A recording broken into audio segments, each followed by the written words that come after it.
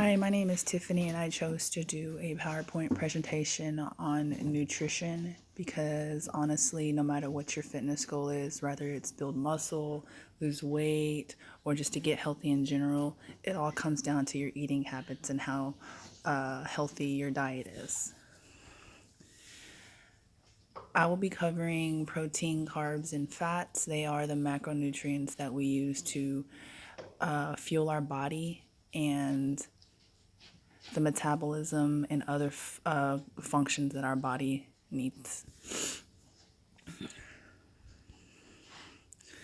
One of the most important nutrients is going to be protein. I know when most people think of protein, they think of building muscle, eat a lot of protein, build muscle, which is true to some point, but there are other benefits that we get from sources of protein. It helps you grow, of course, tissue repair, immune functions, and hormone and enzymes. It's also what we use for energy sources when carbs aren't available. Let me blow this up a little bit so we can see.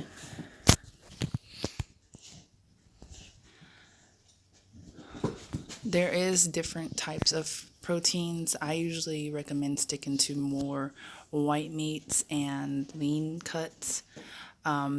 As if you're a vegetarian, of course, you would have to do like beans, lentils, spinach, kale, as such. But the importance of learning how to be a vegan, you have to ensure that you get the amount of protein that your body needs. Carbs is the next macronutrient that we need to survive. You can go without carbs. I know a lot of people that recommend a ketogenic diet or the Atkins diet, which necessarily isn't bad. But if you don't do proper research or do it the right way, you can malnutrition yourself and it can have a negative impact, vice positive. I tried a keto diet before and it had great benefits of it, but it's just something that I couldn't stick with long term because I felt that I didn't have energy, or I don't know, I just felt I couldn't do my max effort when I was training. Usually whenever I do carbs, I try to keep it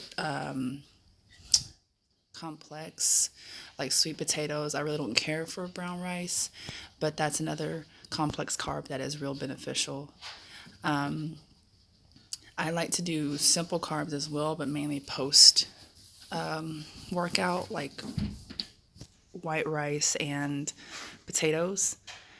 The It gives me a source of insulin post workout for my muscles and my body to absorb. Also, when it comes to like protein and carbs, I try to stay away from like dairy products just because, like, if you're trying to lose weight, dairy products tend to have a lot of sugar in it, and our bodies tend to hold on to sugar. And if you already are having a issue losing weight, sugar is your enemy because your body's going to hold on to it. So I try to stick to just lean meats, vegetables, and healthy fats and healthy carbs. Now, fats in general, I usually stick to the oils, olive oil, avocado oil, or I'll do avocado and peanut butter. Now, I did find a healthy butter called ghee butter. It doesn't have anything in it. It's casein free, sodium free, and it's very good. It tastes just like butter when you cook with it. I try to stay away from creams and mayonnaise, fat, salad dressings, shortening, butter, sour cream, just because those are high in sugar, high in fat, and it's just not a healthier version. So when I make recommendations, I try to steer clear of those. And depending on your body type, some people are carb sensitive, and the more carbs they have in their diet, the more weight they gain, which in most cases, people that are trying to gain mass would prefer that. Now, the people that are like myself, I do better with medium carbs and higher fats and proteins. There are people that there's an endomorph, ectomorph, and mesomorph. Depending on the body type, their macros can be different. Another important thing I would like to touch on is people don't really pay attention to what they're actually putting into their body as far as like serving size.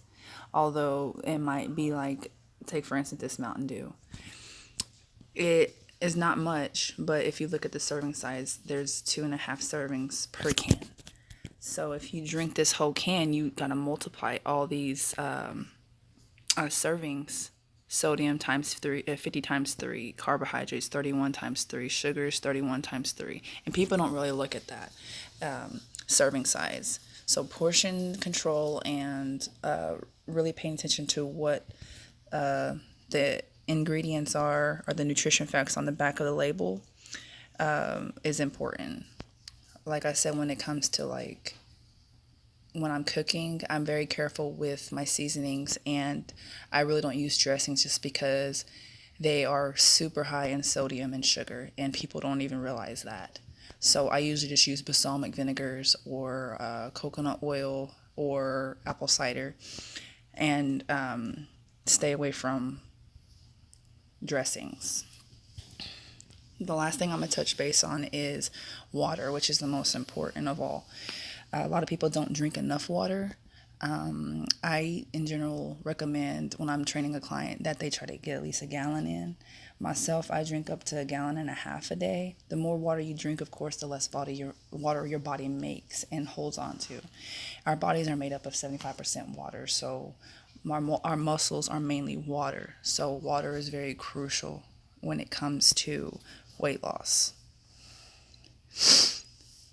It helps cleanse our body, it flushes the toxins, and it just keeps us hydrated. I know it can get boring, but I usually add aminos or some Humapro or something just to give it flavor, but something that's also low in sugar.